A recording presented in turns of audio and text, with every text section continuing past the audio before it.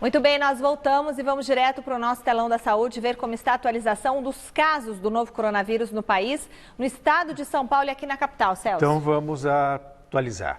Já são 43.079 casos confirmados pelo Ministério da Saúde, com 2.741 mortes no Brasil. Em 24 horas foram 166 novos óbitos e 2.498 novas confirmações.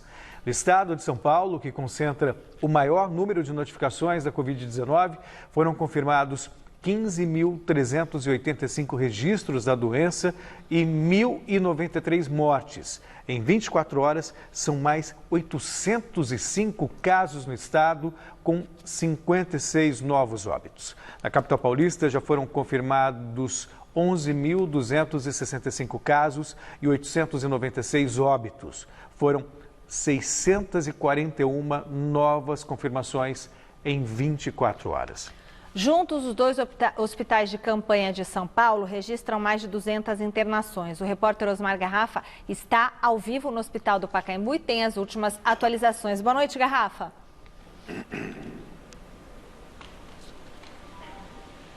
Boa noite, Michele. É isso, falamos ao vivo aqui do estádio Dr. Paulo Municipal, do estádio Dr. Paulo Machado de Carvalho, o estádio municipal. Hoje aqui no portão principal, ali dentro, está o hospital de campanha do estádio do Pacaembu e hoje porque nós optamos em fazer a nossa entrada aqui em frente ao portão principal. Porque toda essa área aqui, claro, ela acaba sendo utilizada mesmo com a recomendação das autoridades que as pessoas que puderem fiquem em casa, as pessoas têm vindo e passaram, muitas delas passaram o dia hoje, como você pode observar nas nossas imagens de resgate na tarde de hoje.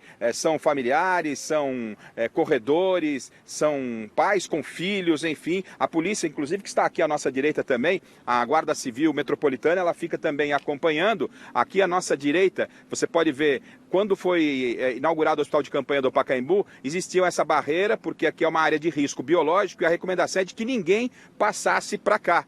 Não é? Passasse aqui em direção ao portão principal do estádio do Pacaembu, que mantivesse essa distância. Nesse momento, a nossa equipe de reportagem está proibida de avançarmos dessa faixa, mas ainda existem populares e durante todo o dia existiram populares aqui, como você viu nas imagens, se exercitando, aproveitando aqui a área do Pacaembu como se fosse uma área de lazer. O sistema de monitoramento inteligente do governo do estado, Michele, aferiu hoje a adesão de isolamento, ficou na casa de 51% dentro do estado de São Paulo. Foram 104 cidades monitoradas, são cidades com mais de 70 mil habitantes. O governo entende que o índice ideal de isolamento na cidade de São Paulo, distanciamento social, seria de 70%. Hoje, em função do feriado, com 51%. E as pessoas que vêm aproveitar esse espaço aqui acabam, né, nessa área de risco biológico, se encontrando até deparando com ambulâncias, porque a entrada de ambulância é lá no portão dos fundos do estádio do Pacaembu, mas algumas ambulâncias passam por aqui e uma delas, inclusive, nós tivemos que orientar o motorista que não sabia exatamente aonde ele tinha que entrar para poder levar o paciente com a Covid-19. A gente acabou indicando porque é lá no portão, lá do outro lado. Por falar em hospital de campanha, atualizando de acordo com o último boletim da Secretaria Municipal de Saúde, o estádio do Pacaembu, hospital de campanha com 200 leitos, estão sendo ocupados neste momento 79 leitos. São 76 pacientes na área de enfermaria, 3 estão na área de estabilização, 5 altas no último boletim, que se refere ainda ao dia de ontem, o dia de hoje ainda não foi atualizado, e tivemos 3 transferências. No IMB, com capacidade para 1.800 leitos, mas funcionando neste exato momento com 887 à disposição, os outros leitos ainda serão entregues nos próximos dias. Nós temos 152 leitos ocupados, Michele e Celso, 144 pacientes na área de enfermaria, são 8 pacientes na ala de estabilização e 23 altas no último boletim, e foram 5 transferências. Teremos um terceiro hospital de campanha que está sendo construído, levantado lá no complexo do Ibirapuera. É um hospital que também vai contar com 240 leitos. Repito, hoje a taxa de isolamento, segundo o monitoramento da cidade de São Paulo, atingiu apenas os 51% e muita gente veio aqui para frente do estádio do Pacaembu, área com risco biológico. Michele e Celso. Mas não dá para entender. Está Obrigada, caindo Garrafa. muito a adesão ao isolamento, e aí quem vai arcar com esse problema é o sistema de saúde que não vai dar conta. Então, está faltando consciência para o paulistano. A gente entende que é complicado, às vezes você ficar dentro de casa, quem tem criança, a criança fica agitada, mas, gente, vai levar o filho justamente numa área de risco biológico, tá cheio de vírus lá. Bom, daqui a pouco a doutora, que é infectologista, vai falar para a gente se tem ou não risco de estar lá naquele local. Hoje é dia de Tiradentes, é o segundo feriado nacional após o início das medidas de isolamento adotadas para conter os avanços do novo coronavírus, né, Celso? Pois é, e apesar do tempo aberto hoje em São Paulo, a recomendação principal não muda, a de ficar em casa o máximo possível. Orientação que, segundo o último dado divulgado pela Central de Monitoramento do Governo do Estado, foi seguida por pouco mais da metade da população. Vamos ver na reportagem de Marcelo Basségio. A terça-feira de feriado em São Paulo não foi diferente do que já havia sido visto nos últimos dias. Muita gente na rua aproveitando para se exercitar e respirar ar puro. E o ar, de fato, está mais puro. Segundo o Instituto de Astronomia, Geofísica e Ciências Atmosféricas da Universidade de São Paulo, a poluição na cidade caiu 50% graças à menor circulação de carros por causa da quarentena. Na Avenida Sumaré, por exemplo, muita gente aproveitou o sol para correr ou pedalar nas ciclovias. Algumas delas com máscaras, outras tentando manter uma distância razoável. Sozinho, eu acho que é melhor, é sempre melhor. Evitar, ter consciência e evitar aglomeração, né? O fato é que sair de casa, mesmo para se exercitar ao ar livre, vai na contramão do que vem sendo indicado pelo Ministério da Saúde, Organização Mundial da Saúde e também o governo do estado. Na última sexta-feira, o governador João Dória fez um novo apelo para que as pessoas evitassem viajar neste feriado após o Centro de Contingência de Combate ao Coronavírus do governo do estado registrar que a taxa de adesão ao isolamento havia caído para 49%. Número bem abaixo do ideal, que é de 70%. Embora muitos não tenham aderido às recomendações feitas pelo Estado, há quem concorde com o governador João Dória. O problema é que em um dia ensolarado, em pleno feriado, fica difícil não cair na tentação, principalmente quando se tem crianças em casa. É muito difícil. Muito difícil. É muito difícil pela situação. Temos um filho de 3 anos em escola. E se faz muito difícil. Então preferimos dar uma volta, embora bem protegidos, mas é muito difícil. Apesar de furar a quarentena, o medo de ser contaminado existe. Temos países como a Itália, a Espanha, Estados Unidos, que têm sistemas de saúde mais fortes e têm esse problema bem grande. Então a minha resposta é sim, tenho muito medo da situação. De acordo com o sistema de monitoramento inteligente do governo de São Paulo, que atualiza diariamente o índice de adesão ao isolamento social no estado e funciona graças a uma parceria com as principais operadoras de telefonia do país, o percentual de isolamento social no estado, que era de 59%, baixou para 51% ontem. O sistema acumula informações de deslocamento nos 645 municípios paulistas. A expectativa é a de que João Dória apresente amanhã o plano para a retomada gradual pós-quarentena, que deve ser colocado em prática a partir do dia 10 de maio, passado o decreto estadual. Técnicos do governo de São Paulo vão ajudar a definir quais os setores serão autorizados a voltar a funcionar e quais regiões do estado terão mais flexibilidade. O cálculo levará em conta a importância econômica, a vulnerabilidade social e os riscos de saúde envolvidos, como o número de casos confirmados e a capacidade instalada de UTIs. Bom, e nós vamos ao vivo agora falar com a repórter Sabrina Pires, que tem mais informações sobre o plano de saída gradual da quarentena esperado para amanhã. Boa noite, Sabrina.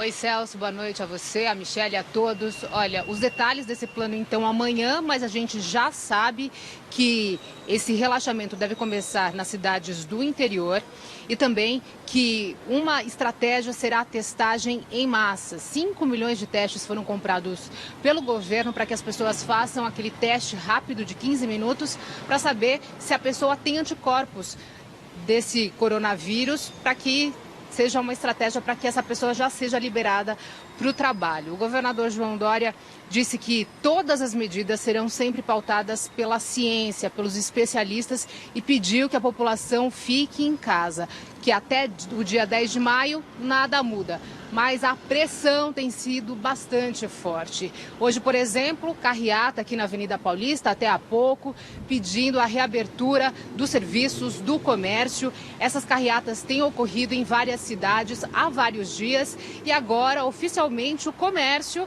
ele também se posicionou contra essa quarentena, pelo menos que o relaxamento seja feito de forma antecipada, inclusive antecipadamente esse dia 10 de maio. A Associação Comercial de São Paulo, a Federação também do setor, os dirigentes enviaram cartas ao governador João Dória e ao prefeito Bruno Covas pedindo que o Dia do Trabalho, feriado, dia 1º de maio, seja comemorado trabalhando. Eles querem que no dia 1º já seja feita essa forma de relaxamento da quarentena. Essa pressão tem sido forte também por alguns outros prefeitos. Guarujá, por exemplo, São José dos Campos, Diadema. Os prefeitos têm feito decretos para que as pessoas relaxem nessas restrições. Só que o Ministério Público do Estado já avisou que isso pode ser um problema. Esses prefeitos podem ser processados por ação direta de inconstitucionalidade. O que vale é o decreto do governo e, se o município quiser, ele coloca leis mais severas, mas não mais mais leves, né? Isso ele não pode fazer. A prefeitura, ela só pode ser mais severa, não mais leve do que o governo do estado. E o secretário de Saúde do estado, Edson Aparecido, disse hoje que essa flexibilização da quarentena, do isolamento social, muito difícil aqui para a capital. Ele falou que é um momento delicado, nós temos UTIs lotadas, e inclusive nos últimos 15 dias o número de mortos triplicou no estado. Voltamos com vocês no estúdio. Muito obrigada, Sabrina. Obrigado, Boa noite para Sabrina. você. O ministro Alexandre de Moraes, do Supremo Tribunal Federal, determinou hoje a abertura de um inquérito para apurar a organização de atos contra a democracia no país. O foco da investigação são as manifestações realizadas no domingo em várias capitais brasileiras e que, entre as reivindicações, pediam o fechamento do Congresso, do Supremo e a reedição do AI-5, o ato institucional que endureceu o regime militar no país. E na decisão, o ministro classificou como gravíssimos os fatos apresentados pela Procuradoria-Geral da República que atentam contra o Estado Democrático de Direito brasileiro e suas instituições republicanas. Em Brasília, o presidente Jair Bolsonaro chegou a discursar em um evento onde manifestantes se posicionaram a favor do fechamento do Supremo e do Congresso. Mas no dia seguinte, voltou atrás. O presidente não é alvo do inquérito. E o governador João Dória prometeu zerar a fila acumulada de testes para o novo coronavírus até amanhã. O total de análises pendentes no estado chegou a 16.676 e agora, após força-tarefa, caiu para pouco mais de 2.600. Veja com Osmar Garrafa. Pelo Twitter, o governador disse que conseguiu reduzir consideravelmente a fila de exames com a ampliação da plataforma de laboratórios para o diagnóstico do coronavírus do estado de São Paulo, integrada por 38 laboratórios públicos e privados. Os resultados são fundamentais para estudo da evolução da epidemia no estado. Segundo o Instituto Butantan, até 7 de abril, mais de 16 mil amostras estavam pendentes de análise. A justificativa para a demora dos resultados era a dificuldade na obtenção de insumos, além da centralização dos exames no Instituto Adolfo Lutz, o que mudou após a criação de uma força-tarefa formada por outros hospitais e hemocentros estaduais da capital e do interior, e ainda da rede privada. De acordo com o diretor do Instituto Butantan, Dimas Tadeu Covas, a maior participação nas realizações dos testes é do Grupo Fleury, em parceria com a Bradesco Seguros, entre outras empresas privadas. A expectativa é que sejam realizados 26 mil testes em um espaço no Jabaquara, zona sul da capital. O valor estimado é de 4 milhões de reais, o que, segundo Dória, não sairá do poder público. A testagem é voltada a amostras de pacientes mortos ou com casos graves associados aos sintomas do novo coronavírus. A projeção é a de que os resultados passem a ser divulgados em até 48 horas, Com aumento na capacidade, a intenção é estender os testes a todos os profissionais de saúde. Na cidade de São Paulo, pelo menos 12 profissionais de saúde já morreram vítimas da Covid-19. Segundo o secretário municipal de saúde de São Paulo, Edson Aparecido, chegou a 12 o número de profissionais do serviço de saúde mortos pela Covid-19. A última vítima foi um médico de 32 anos que trabalhava em uma unidade de pronto atendimento de Itaquera, na zona leste da capital. Ainda de acordo com o secretário, mais de 3.000 profissionais foram afastados e há mais de 500 casos confirmados da doença. De acordo com o Sindicato dos Trabalhadores na Administração Pública e Autarquias do município de São Paulo, o Sindicep, entre os mortos ainda estão 2 enfermeiros que trabalhavam no Hospital Tatuapé, na zona leste de São Paulo. Paralelamente ao número de mortes, cresce a taxa de ocupação dos leitos de UTI nos hospitais públicos da capital. Entre os 10 principais, a média de ocupação em leitos de UTI é de 73%. Ao todo, a rede municipal tem 19 hospitais capacitados. Bom, e vamos agora à nossa primeira entrevista do dia, ao vivo por Skype, com Ana Lúcia Castelo, que é psicóloga e atualmente oferece atendimento gratuito à distância para profissionais de saúde que estão na linha de frente ao combate da Covid-19. Recentemente, ela foi diagnosticada com a Covid e com ela a gente vai abordar, né, a experiência de passar pela doença. Antes da gente conversar sobre esse trabalho que você faz com os profissionais da saúde tão importante, eles que estão com tanto medo, né, de serem contaminados. Mas antes da gente conversar sobre isso, boa noite. Qual foi a evolução da doença? Como foi para você passar por isso? Boa noite a todos. Eu sou Ana Lúcia, sou psicóloga. Eu sou de uma família de médicos, né? Meu marido, minha filha e meu sobrinho são médicos e inicialmente eles foram contaminados, né? E a gente teve que fazer um período de isolamento dos 3, né? E depois eu fui contaminada. E eu tenho que dizer uma coisa, essa doença não é uma doençazinha qualquer. Essa doença é uma doença grave, essa é uma doença que tem sintomas muito fortes.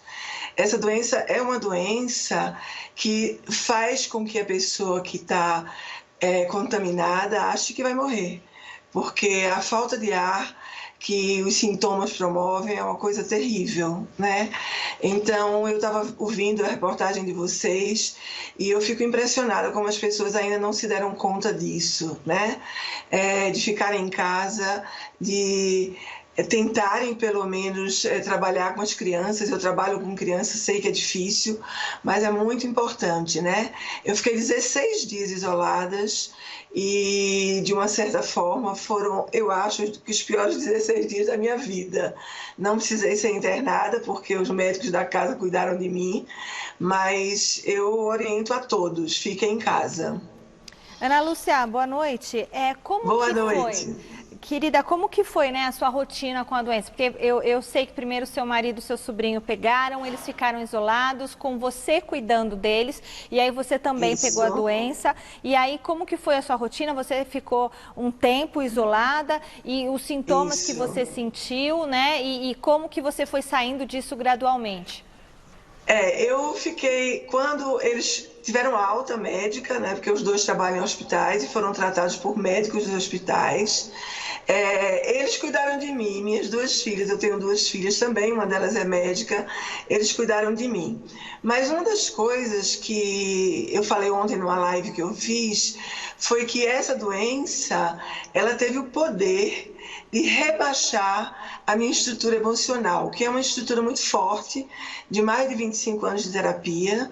Eu precisei fazer sessões de EMDR, que são essas sessões que a gente faz, para eu poder me restabelecer e poder sair daquele quadro. Tiveram 3 noites que eu não consegui dormir, porque em uma das noites eu adormeci e acordei completamente asfixiada. E nessa asfixia eu tive a sensação de morte. Foi uma coisa assim terrível. Então eu fiquei 3 noites sem dormir. E isso fez com que a gente não conseguisse, né, dar conta da situação. E aí você chegou aí para o hospital quando você sentiu isso? Porque é até perigoso a pessoa ficar sozinha em casa e ter realmente uma falta de ar e não ter alguém para ajudar, né? E aí você foi para o hospital? Isso, com certeza. Eu fui para o hospital no dia seguinte, porque a minha filha viu que eu estava com o início de uma pneumonia bacteriana, que é um dos sintomas da Covid, né? E aí eu fui para o Einstein, fiz uma tomografia e apareceu a pneumonia. Fui medicada com 2 antibióticos de última geração para a pneumonia, né? E fui melhorando aos poucos, mas você tem razão, eu só fiquei em casa porque eu tenho 3 médicos cuidando e eles fazendo monitoração de todos os meus, de tudo que eles poderiam, né, me auscultando e etc. Mas as pessoas precisam realmente, quando os sintomas vierem mais fortes, procurarem um hospital logo em seguida. E pelo que a gente tem visto de relatos de médicos, de profissionais da saúde que estão na linha de frente do combate à doença, que é algo muito estressante. Como tem sido o seu trabalho, você que oferece gentilmente terapia para esses profissionais gratuitamente? Você poderia falar um pouquinho mais sobre esse trabalho, por favor? Com certeza, eu sou presidente da Associação Brasileira de EMDR, que é uma abordagem terapêutica utilizada em todo o mundo, inclusive está sendo utilizada hoje em todo o mundo, no tratamento de profissionais da saúde, né? Essa abordagem, ela faz o reprocessamento das experiências traumáticas e a gente consegue fazer com que a pessoa, em cima daquelas experiências que viveu, faça o reprocessamento e se sinta melhor. A associação tem um programa que chama Rede Solidária, que é um programa que já vem trabalhando com catástrofes aqui no Brasil, e a gente disponibilizou esse programa para atender os médicos e enfermeiros que estão, e agora os fisioterapeutas que estão nessa linha de frente. Gente, os atendimentos têm sido muito pesados. As pessoas trazem questões muito sérias, porque elas não estão dando conta de conviver com morte, com morte em excesso, né? Porque é uma coisa diferente do que eles vivem de uma maneira geral. Então, assim, a gente tem visto profissionais com ansiedades muito fortes. O contágio emocional é muito grande em função de que as pessoas estão convivendo com morte o tempo inteiro e com pacientes chegando a toda hora, né? Além disso, alguns profissionais entrando em depressão, outros desenvolvendo sintomas do estresse pós-traumático, porque o estresse pós-traumático, ele começa a se consolidar 1, 2 meses depois que a pessoa vive as situações. Esses médicos, com 1 semana, 2, e enfermeiros também, já estão começando a desenvolver esses sintomas. E aí nós estamos trabalhando, esse trabalho o profissional manda um e-mail para o sosredesolidaria@mdr.org.br com todos os dados dele, né, nome, hospital que trabalha, e aí a gente envia para um profissional cadastrado. Hoje nós temos 149 profissionais cadastrados para fazer esses atendimentos e já temos em torno de 35, 40 profissionais sendo atendidos, né? A gente espera com essa divulgação de atender um número maior, porque nós acreditamos que em 8 sessões a gente consegue deixar o profissional equilibrado para poder voltar ao trabalho, ok? Então vamos repetir o e-mail para os profissionais de saúde, enfermeiros, fisioterapeutas mandarem para ter esse apoio. Ana Lúcia, qual que é o e-mail? O SOS Rede Solidária @emdr.org.br. E aí, emdr.org.br. Já está na tela. Eu agradeço muito a oportunidade que vocês estão nos dando, porque eu vivi e vivo junto de profissionais de saúde que estão nesse trabalho intenso e vejo o quanto esses profissionais estão sofrendo e eles merecem essa ajuda. Esse apoio, né? Muito obrigada, esse apoio. Ana Lúcia, o agradecimento é nosso. A gente agradece muito você estar dividindo isso com a gente, o seu trabalho. E para a gente fechar aqui, você falou, né, que com toda a sua bagagem, toda a sua experiência profissional de 25 anos, você passou aí 3 dias que você teve que fazer consigo um trabalho psicológico muito forte.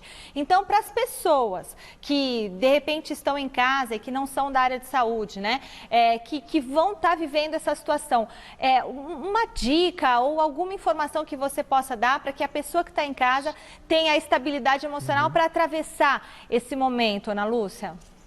Principalmente as pessoas que foram contaminadas, que passaram pela doença, eu oriento procurarem um processo terapêutico. Por quê? Porque, como eu falei para vocês, eu sou uma pessoa muito bem estruturada emocionalmente, sou professora, dou aula a muitos alunos, mas essa doença realmente me tirou do prumo.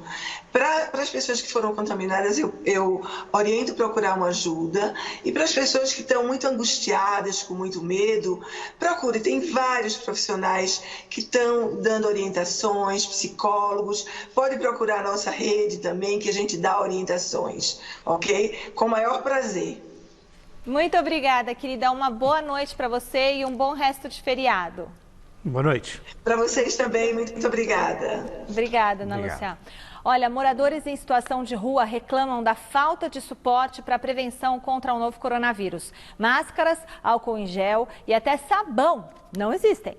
As pias que a prefeitura instalou na região central de São Paulo têm ajudado, mas só a água não evita a contaminação. As pias foram instaladas em 11 pontos de maior concentração de moradores em situação de rua aqui do centro de São Paulo, como aqui na Praça da Sé, Marco Zero da cidade. A ideia do governo é fornecer água para que essas pessoas façam a higiene diante da pandemia de Covid-19. Como não tem sabonete ou sabão, eles têm que se virar para conseguir. Mas o que a gente percebeu é que quase todos usam só água, o que não mata o vírus. A pia da Sé andou entupida e sem manutenção, mas hoje estava funcionando normalmente. Um dos problemas é a depredação. Este homem pega uma serra e corta a extremidade do cano na nossa frente porque não estava cabendo o galão dele. Além de lavar as mãos, muitos têm bebido dessa água e até tomado banho, como o Marcos. Ele já mora na rua há 15 anos e conta que a pia ajuda na higiene, apesar de não ter muito como se proteger do coronavírus. Isso daí tem que dar graças a Deus, né? Dá para tomar banho, tem uns que pega para lavar roupa e fazer a comida, a alimentação. A gente fica com medo, né, nossa? Em situação de rua, ficar com medo e só pega mais em oração. Outro que tem usado a pia todo dia é o Pedro, que veio do Piauí há 18 anos e sem emprego foi parar nas ruas onde mora há 4 meses. Ele conseguiu até uma máscara, item raríssimo entre eles. Eu sempre lavo na mão, sempre vão lavar. Eu ando até com a garrafinha de água cheia, que é bom, né? Máscaras eu uso. Situação, né? Em meio à pandemia, alguns profissionais ganham destaque pela relevância do trabalho prestado. Entre eles estão os funcionários da limpeza. Não à toa, a demanda pelo serviço aumentou durante a quarentena. É verdade, isso porque ninguém quer correr o risco de que o vírus se instale pela falta de higienização dos ambientes. Por outro lado, com empresas fechadas e a população em casa por mais tempo, não são todos profissionais que estão em atividade. O repórter Jonas Campos foi conferir a nova realidade do setor. Essa empresa trabalha com terceirização de serviços de limpeza e viu o movimento aumentar em aproximadamente 19% durante a pandemia. A demanda aumentou bastante, principalmente nesse momento de desinfecção e clientes já preocupados com o retorno, né? Então, como vai ser a limpeza na volta, como o mundo vai funcionar quando acabar essa pandemia, a gente realmente espere que isso seja da forma mais breve possível, né? Os velhos hábitos, se não mudaram, foram intensificados. A gente tem cuidado tanto dos nossos clientes quanto dos nossos funcionários, estamos atentos a essa situação, de estar sempre higienizando o local onde a gente trabalha, mão, uniforme, né? Todos os EPIs estão sempre sendo trocados. O aumento da demanda está diretamente ligado a este método de prevenção demonstrado pelo Johnny, auxiliar de limpeza. Até mesmo empresas que estão fechadas têm solicitado este serviço, realizado com desinfetante bactericida, para garantir a higienização na volta ao trabalho presencial. O trabalho de sanitização que a gente fala, que é o trabalho preventivo, os EPIs são diferentes, né? Então, não é o uniforme normal que a gente está acostumado a utilizar. É realmente toda a paramentação que os hospitais usam. Então, é o macacão descartável, impermeável, é o óculos. A novidade, né? Que pegou o mundo de surpresa, uma novidade para todo mundo, né? A roupa, principalmente, é um equipamento top, ideal. Sempre procurando sempre o melhor, né? Para estar combatendo esse vírus aí e proteger a mim também, né? Apesar de a limpeza ser essencial no combate ao novo coronavírus, não é todo mundo que está trabalhando, não. Muitos profissionais da área estão parados ou com a carga de serviço reduzida durante a quarentena. É o caso da Elisângela e da Adriana, diaristas que até esperavam ser mais requisitadas neste período, mas até agora tiveram queda de 90% no movimento. Nossa rotina, a gente sempre trabalhou, a gente tem os dias fixos de segunda a sábado, né? E nisso a gente só está trabalhando na sexta. Nós unificamos as casas e aí a gente trabalha junta. Aí na sexta-feira a gente otimiza tudo para fazer em um único dia, para não precisar sair mais vezes de casa. A dona Fátima e o seu José trabalham com carteira assinada na área de limpeza de um clube que interrompeu as atividades por causa da Covid-19. Eles recebem salário, mas estão parados há 40 dias. Difícil, né? Ficar em casa, a gente continuar a trabalhar, né? Mas tem que ter paciência, né? Para vencer essa doença aí, né? Eu gosto muito do meu trabalho. Eu sou um cara que eu não aguento ficar parado. Mas fazer o quê, né? Mas se Deus quiser, nós vamos voltar. As variáveis do mercado não tiram o mérito de quem sempre garantiu o bem-estar de muita gente, os funcionários da área da limpeza, essenciais no dia a dia e agora ainda mais no combate ao novo coronavírus. Há 10 anos já que eu trabalho nessa área, então, para mim, é muito importante o pessoal agora valorizar esse trabalho, né? O serviço de limpeza, ele nunca foi tão valorizado como ele tem sido valorizado agora, e a gente fica muito feliz com isso. Não são só os médicos que têm uma importância tão grande nesse momento. A gente tem chamado os nossos funcionários auxiliares de limpeza de agentes da saúde também. Que as pessoas valorizem mesmo o trabalho da gente, como é importante ter pessoas de confiança, né, dentro da própria casa. E responsabilidade. Mas realmente está bem difícil. A gente está bem chateada, né, com isso. Tem sido uma rotina bem complicada com esse coronavírus aí que vem abalando o nosso mundo aí. Tá arrasando várias famílias também. E nós estamos aqui para fazer o melhor, né? Nós estamos aqui para matar ele. Nós vamos matar o vírus. Muito bem, nós recebemos aqui na bancada do Plantão da Saúde a doutora Ingrid Cota, que é infectologista, atualmente médica assistente de infectologia do Hospital Beneficência Portuguesa de São Paulo, com larga experiência na área de medicina e ênfase em doenças infecciosas e parasitárias. O tema da nossa entrevista é a eficácia e a utilização correta das máscaras no combate e a prevenção ao novo coronavírus. Doutora, seja muito bem-vinda aqui ao nosso programa. Boa noite a todos os telespectadores e obrigada pelo convite, Michele e Celso. Obrigada, doutora. Doutora, para a prevenção, né, desse novo coronavírus, é fundamental usar máscara. E quando eu ouço também falar que vão ter medidas de afrouxamento, né, desse isolamento social, se todo mundo usar máscara, digamos, eu estou usando máscara, o Celso está usando máscara, a senhora está usando máscara, todo mundo no seu convívio. Isso dá uma diminuída bem forte no contágio pelo novo coronavírus? E pode ser essa máscara de pano ou uma máscara simples, porque não adianta ser aquela outra máscara que é só para profissionais de saúde, né? Então, a gente sabe que o coronavírus, ele é transmitido de duas formas. Tá? Primeiro, nós estamos diante de uma doença nova, Michele. E isso é importante que a gente entenda que tudo para a gente é novo. Tudo que diz respeito a tratamento, diagnóstico, prognóstico, tudo isso é novo ainda. Mas existe o coronavírus em si, ele não é uma espécie nova. A gente já conhece 3 espécies que causam doença no ser humano. Tá? Então, nós estamos diante de um quarto subtipo que, de fato, ele é muito mais transmissível. Essa é a grande característica dele. Ele tem uma alta transmissibilidade. Só que, qual é a forma de transmissão desse vírus, do coronavírus? Tá? Existem duas formas. Primeira, pelo ar, falando ou espirrando ou tossindo, ok? Tá. E através de fomites, de objetos inanimados, tá? Então... Maçaneta da porta. Exatamente, A Celso. mesa. A mesa. Papel, tudo. Exatamente, em que Celular. nós podemos nos contaminar com as mãos e colocar a mão nos fomites, nesses objetos inanimados, ou ao falar, tossir e espirrar, saem gotículas que se depositam nesses lugares. Daí a necessidade da limpeza. Então, quando a gente fala de controle, de prevenção, a gente tem as 6 medidas que são limpeza do ambiente, né? Manter uma distância, um distanciamento aí de 1,5 metro, né? As pessoas que estiverem doentes ficam em casa ou elas, se precisarem, vão ao médico. As que estiverem graves vão para o hospital e, principalmente, lavagem das mãos por pelo menos 20 segundos. E assim, né? Você fez até o jeitinho que tem que Exatamente.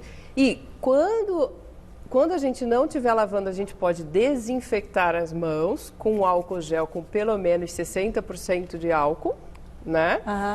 E tomar todos esses cuidados que a gente sabe. Em especial, sabendo que a transmissão acontece na fala, no espirro e na tosse, essas gotículas vão ficar no ar. Quando a gente tossir e espirrar, a gente se protege ou com lenço de papel ou com o canto interno do cotovelo, ok?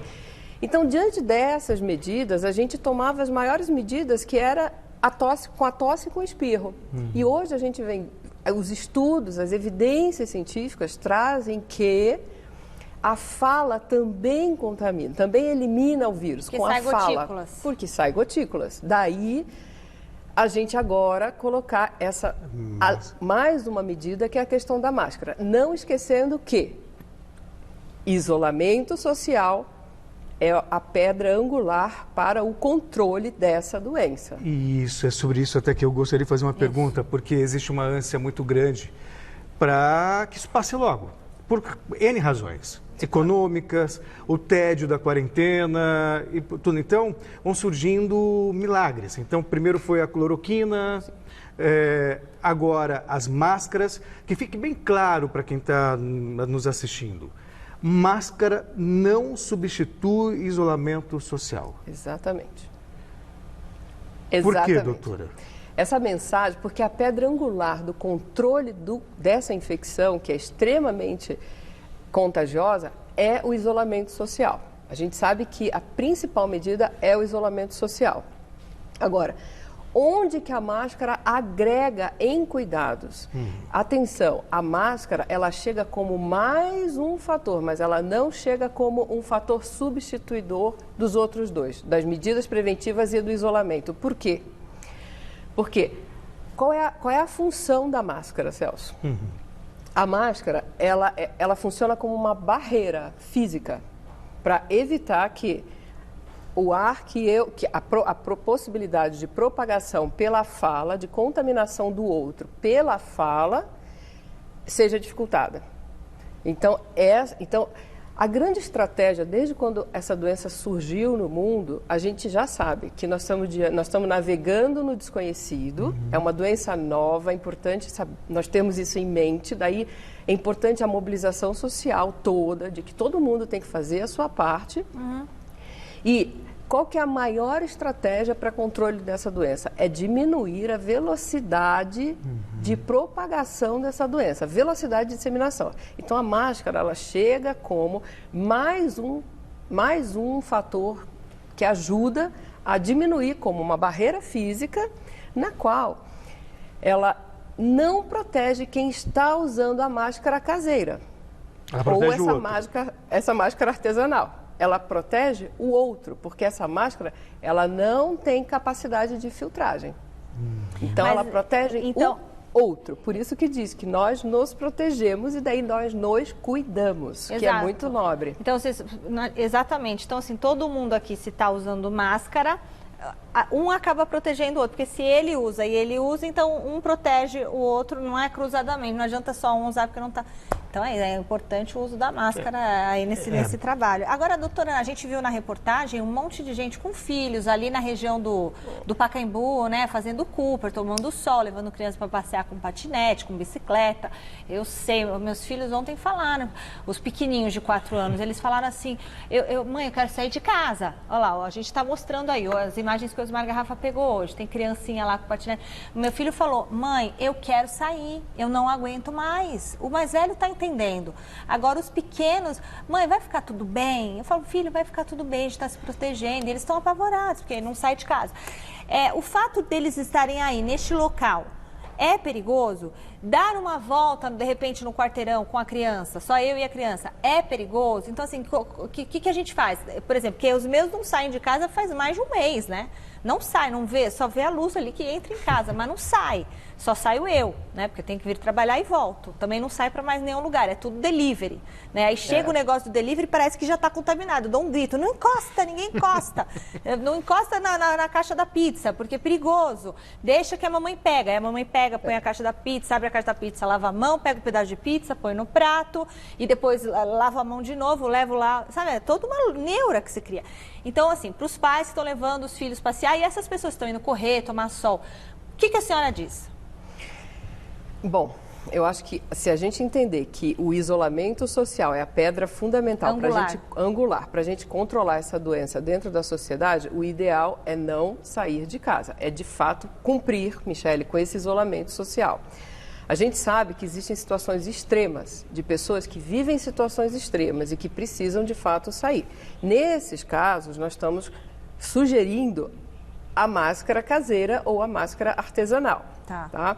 Então, quanto mais pessoas... Na verdade, hoje, a gente clama, a gente precisa por uma educação em massa, no sentido dessa doença, que é nova, e a gente precisa falar de coisas novas para toda a população e para que todo mundo trabalhe junto, para que todo mundo entre junto. Por quê? Porque é sério. O assunto é sério. Então, daí a gente ter todo esse cuidado com as coisas, com os fômites e com o ar, por conta da forma de transmissão. Uma doença de alta transmissibilidade, ela não tem uma letalidade maior do que os outros coronavírus, mas, como ela tem uma transmissibilidade alta, ela chegou rápido no globo terrestre inteiro. Nossa, impressionante, não? Veja, quantos meses foram? 4 meses? Ela fechou o globo terrestre. Fechou o planeta.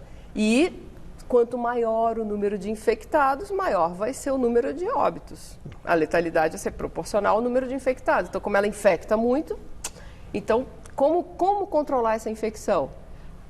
Pela quarentena, pelo isolamento e pelas medidas de prevenção. Então, povo, bora ficar em casa, não é? E pela máscara. Não pode correr, pô. Exato. Tanto que no mundo, nos últimos 10 dias, houve um aumento de 1 milhão de casos. E aí a questão, por ser novidade, por ser novo, a gente vai descobrindo a ação do vírus. Num primeiro momento, acreditava-se que ele afetava só o pulmão. Hoje já tem relatos de que ele causa falência renal, atinge o coração. O que você traz de novo em relação à ação do vírus no corpo humano, no corpo do paciente que chega à gravidade? Então, a gente já conhece que, diante dos relatos dos primeiros casos em Wuhan, que a doença ela tem uma apresentação mais característica, que é a febre, a tosse e a falta de ar. Lembrando que todas as doenças infecciosas, em especial as virais, elas têm um espectro de manifestação. Tá? Vamos lembrar um pouco da dengue, que também é um vírus, e ele tem um espectro de manifestação. Então, esse espectro vai desde os casos assintomáticos, ou seja, eu estou contaminada, mas eu não manifesto a doença, até uma dengue, até um caso frustro, que tem uma febre, um mal-estar, até a dengue clássica, em que a gente tem a febre, o mal-estar geral, junto com sintomas cutâneos e sintomas do trato gastrointestinal, até a dengue hemorrágica, que pode levar a óbito. Então, vamos entender que a maioria das doenças infecciosas, elas têm um espectro de apresentação, tá? O Covid-19 não é diferente. Então, ele tem assintomáticos, e aí eu abro um parênteses para dizer, Por que nós estamos falando de máscara caseira ou artesanal? Exatamente porque a gente tem evidência científica recente, estudos recentes com o Covid-19, de que as pessoas assintomáticas que estão infectadas com o vírus do Covid-19, elas transmitem na fala, elas podem transmitir na fala, e os pré-sintomáticos, ou seja, indivíduos que irão ficar doentes, mas ainda não estão sentindo nada, eles são pré-sintomáticos, e essas pessoas também podem transmitir o vírus. Daí o papel fundamental da máscara caseira ou artesanal. Nossa, impressionante, né? Mas também a gente pode até voltar a falar sobre isso. Vou aproveitar a pergunta agora muito rapidamente. Também não adianta nada a máscara se não souber usar. Né? Uma vez ela protege o contágio, uma vez das gotículas, da fala, da tosse, do espirro. Tem que lavar todo dia de pano, no caso, não é? Sim, mas se mesmo assim, por isso que você disse, doutora, que não protege exatamente a pessoa que está usando. Porque uma mão boba nos olhos, na boca ou no nariz, mesmo com a máscara, ela vai se contaminar. Na verdade, a máscara caseira ou artesanal, abro outro parênteses, o CDC, o órgão máximo dos Estados Unidos em saúde, ele nem chama de máscara, ele chama de protetor facial de pano. Ele não dá o nome de máscara, mas seja máscara, seja de protetor facial, ele não protege o indivíduo, porque ele não faz uma filtragem efetiva. Perfeito. O que ele faz ele funciona como uma barreira física para que as pessoas que estão assintomáticas ou pré-sintomáticas, que falam, espirram ou tossem, que tente parar o vírus aqui. Perfeito. E não contamine o próximo. Para lá, todo o ambiente. Meu Deus do céu. Olha, a gente já volta a conversar mais um pouco com a doutora Ingrid Cota, nossa convidada de hoje, infectologista lá da Beneficência Portuguesa.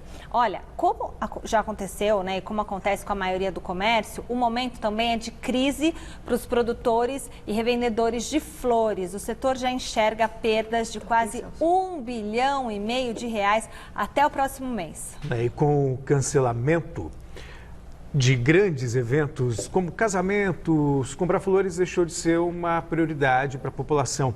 E para não descartar o que já foi plantado e colhido, teve quem trocou flores por sorrisos. Veja com o José Paes.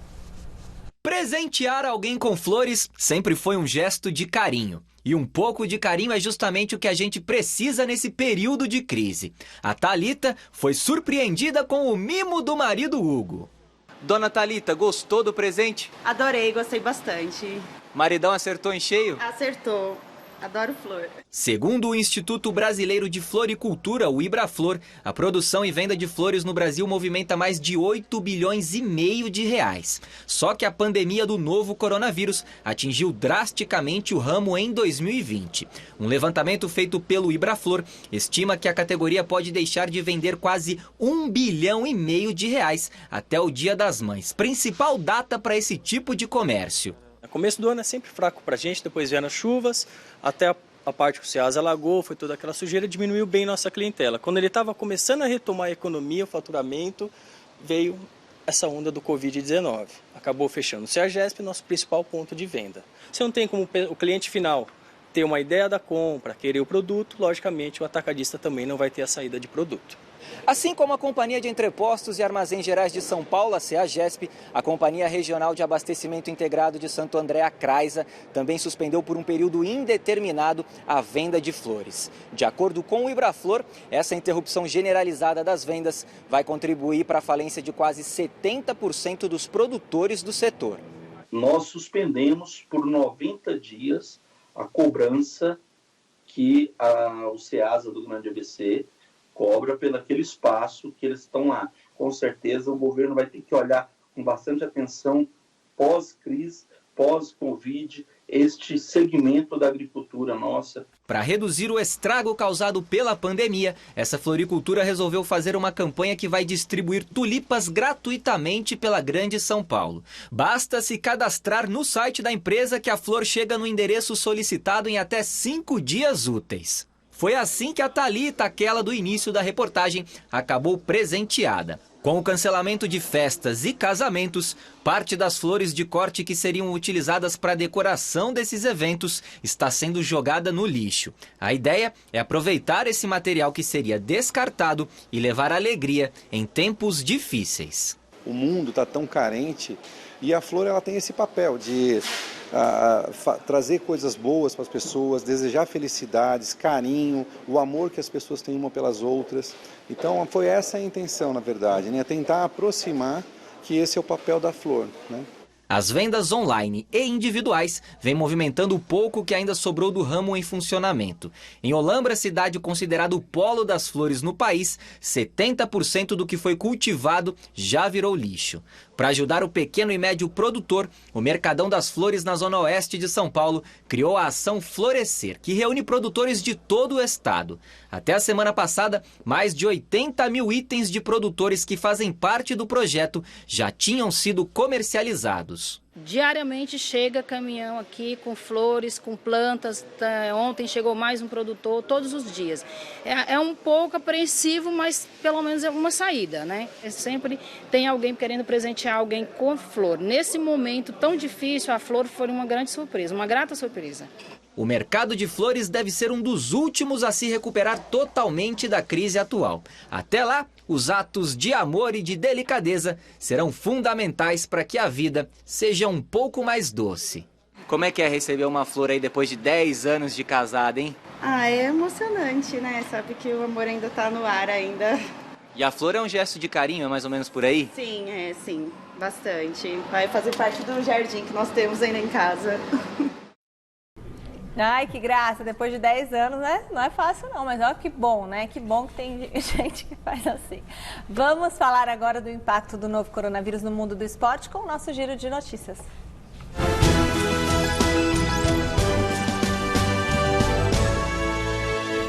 Surgiu uma luz no fim do túnel para o futebol, pelo menos na Alemanha. Autoridades alemãs e dirigentes esportivos já trabalham com a perspectiva da volta dos jogos da primeira e segunda divisões ainda na primeira quinzena de maio, mas com portões fechados. A Liga de Futebol da Alemanha vai realizar ainda esta semana uma reunião por videoconferência para definir o cronograma para o retorno do campeonato. As equipes já voltaram aos treinos e faltam 9 rodadas para a conclusão da competição. O Bayern de Munique vai liderando até aqui com 4 pontos de vantagem em relação ao vice-líder Borussia Dortmund. Na América do Sul ainda é difícil prever quando a bola pode voltar a rolar, principalmente nos torneios internacionais, já que a realidade de cada país em relação à pandemia do novo coronavírus é muito diferente. Mesmo assim, Fred Nantes, diretor de competições de clubes da Confederação Sul-Americana de Futebol, garantiu que a final da Copa Libertadores América vai acontecer na data prevista inicialmente, dia 21 de novembro. Em entrevista ao jornal o Globo, o dirigente afirmou que não importa se o campeonato vai voltar em junho, julho ou agosto. Em qualquer desses cenários, a decisão vai acontecer de acordo com o cronograma já estabelecido. Aqui no Brasil, ainda sem uma data para o retorno no horizonte, a Confederação Brasileira de Futebol pretende auxiliar as autoridades da área da saúde no combate à pandemia do novo coronavírus. A proposta da entidade prevê testar todos os atletas, comissões técnicas, pessoal de apoio, familiares que morem na mesma residência de 180 clubes, incluindo as séries A, B, C e D do futebol masculino e a primeira e segunda divisões do feminino. Com esses dados, será possível fazer um mapeamento da evolução da doença nas equipes de aproximadamente 100 municípios do país, auxiliando na elaboração de estratégias para impedir o aumento dos casos da Covid-19. Tempos excepcionais pedem medidas igualmente excepcionais. O Camp Nou, casa do Barcelona, pode mudar de nome pela primeira vez desde a inauguração em 1957. O clube espanhol pretende negociar os naming rights do estádio por uma temporada e usar os valores arrecadados na luta contra o novo coronavírus. Uma parte desse montante será utilizada pela empresa que dará nome à arena em ações para minimizar os impactos da doença e o restante será gerido pela Fundação Barça, que atende atualmente cerca de 1,5 milhão de crianças com programas de educação e inclusão social. Antes mesmo do cancelamento da edição 249 do Ultimate Fighting Championship, o popular UFC, que deveria ter acontecido no último sábado, o peso meio-médio Lyman Good já havia desistido do evento alegando uma lesão. Em entrevista concedida nesta segunda, o lutador revelou que, na verdade, testou positivo para o novo coronavírus e, por isso, acabou abrindo mão da luta. Já curado, o primeiro atleta da modalidade a revelar publicamente que teve a Covid-19 anunciou que vai doar anticorpos para a Cruz Vermelha e ajudar assim no combate à pandemia. Mais informações você segue acompanhando no site gazetesportiva.com. Doutora, a gente tem 2 minutinhos para encerrar. A senhora quer fazer uma consideração importante a respeito das máscaras, não é isso? Isso. Lembrando que nós estamos falando, até agora, nós falamos sobre máscaras caseiras ou máscaras artesanais, que são aquelas que a gente confecciona em casa. E que as máscaras cirúrgicas e as máscaras N95, que a gente chama respiradores N95, eles estão absolutamente reservados para os profissionais de saúde e para os doentes que estão em casa, em contato com outras pessoas, e para os cuidadores desses doentes. Ah, tá. Né? Pessoas que estão em contato, que estão cuidando, familiares ou cuidadores. É importante porque a gente tem uma falta de EPI no mundo inteiro e é preciso racionalizar esses insumos, né? E não só os profissionais de saúde, mas também aquelas pessoas que os socorristas também precisam desse material, dos EPIs, dessas máscaras cirúrgicas e dos respiradores N95. As máscaras cirúrgicas são aquelas mais fininhas e que devem ser trocadas também a cada 2, 4 horas, não é isso, doutora? Elas devem ser trocadas quando elas estiverem úmidas ou sem mais funcionalidade, tá? Mas lembrar que elas estão restritas ao ambiente hospitalar e elas não devem ser usadas na comunidade. Na comunidade são outras máscaras, uma confecção diferente, um objetivo diferente, uma proposta diferente. Tá certo. Então, veja só, apesar das máscaras, apesar da cloroquina e outros remédios que estão sendo estudados, de acordo com a doutora, que fique bem claro, o melhor remédio hoje é o isolamento, certo, doutora? Certo. Então, até porque a cloroquina ela tem efeitos muito fortes, né? A pessoa precisa assinar um termo, né? Não é uma coisa muito simples. Doutora, muito obrigada, doutora Ingrid Cota, da Beneficência Portuguesa, infectologista, pela sua entrevista. Foi muito esclarecedora, muito importante para nós e para os nossos telespectadores. Eu que agradeço a audiência, agradeço a você, Michele e Celso, e enfim, fico à disposição para qualquer dúvida posterior. Será sempre bem-vinda. Sempre bem-vinda, muito obrigada. O nosso Plantão da Saúde desse feriado fica por aqui. A gente volta quando? Amanhã, com mais informações para você que está em casa, para você cuidar da sua saúde e da saúde da sua família. Portanto, nos vemos amanhã, às 18 horas, com mais prestação de serviço e esclarecimentos de dúvidas sobre a Covid-19. Uma boa noite, que agora com o Jornal da Gazeta. Tchau.